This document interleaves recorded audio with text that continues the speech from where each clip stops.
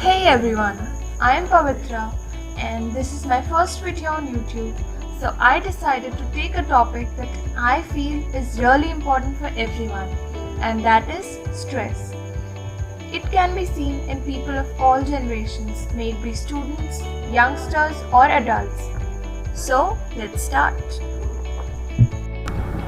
In this video, we will study about what is stress, types of stress, sources of stress and effects of stress on health. So firstly, I'll discuss what stress actually is. So stress can be defined as the pattern of responses an organism makes to the stimulus event that disturbs the equilibrium and exceeds a person's ability to cope. In case you don't know, I'll tell you that stimulus is a kind of event or action on us by our environment that provokes us or causes us to give some reaction, and that reaction is called response. Also, I'll tell you that equilibrium is a state of calm and balanced mind. Now we'll discuss the two types of stress, eustress and distress. Eustress, it is a term used to describe the level of stress that is good for us and is one of the person's best assets for achieving peak performance and managing minor crises. Distress, it is a negative type of stress which causes wear and tear of the body. It produces unpleasant effects and leads to deterioration. Now we'll just quickly give a look at the key points. First, stressors. The events that cause our body to give stress response.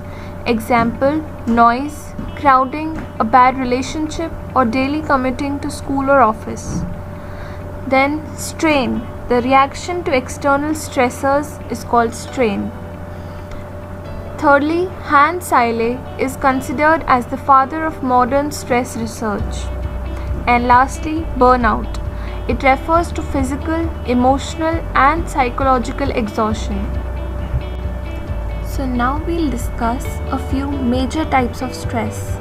First, physical and environmental stress. It is due to exerting oneself physically, lack of nutrition, suffering from an injury, or fail to get enough sleep. Environmental stress is caused by crowding, noise, air pollution, disasters such as floods, earthquakes, etc. So now we come up to psychological stress. It is caused by the following. First, frustration.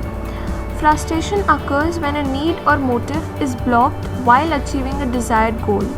Example, interpersonal hurt, low grades in school, etc. Second, conflicts. Conflicts are caused when there are two or more incompatible needs or motives. Example, whether to learn dance or to study psychology. So now the third subpart of psychological stress, that is internal pressure. These stem from beliefs or expectations from inside us to ourselves. Example, I must do everything perfectly. Then the fourth subpart, social pressure, caused when people make excessive demands from us. Example, parents and teachers. Now comes the third type of stress, that is social stress. It is caused when we interact with other people. Example, death or illness in the family, strained relations, trouble with neighbors, etc. So now we'll be discussing the sources of stress, or where does the stress actually come from. First, life events. Major life events are stressful because they disturb our daily routine and cause disruption. Several life events that are planned, example moving into a new house, or unplanned, example breakup of a long-term relation, occur within a short period of time, so we find it difficult to cope with them and we become more prone to stress. So the next source of stress is hassles. Hassles are the events, happenings expressed daily, like noisy surroundings, commuting, quarrelsome neighbors, electricity and water shortage also cause stress. Attending to various emergencies are the daily hassles experienced by a housewife. So the third source of stress is traumatic events.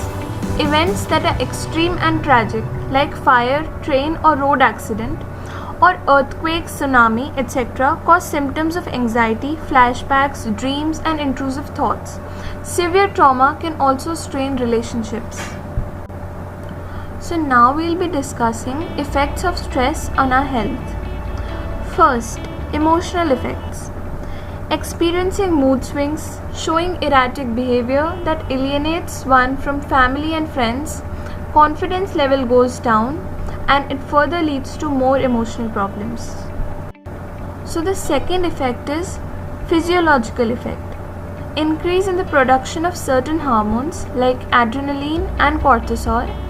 These cause marked changes in heart rate, blood pressure, etc., which can be helpful to cope when person is in pressure for short period of time, but it causes damage in long terms.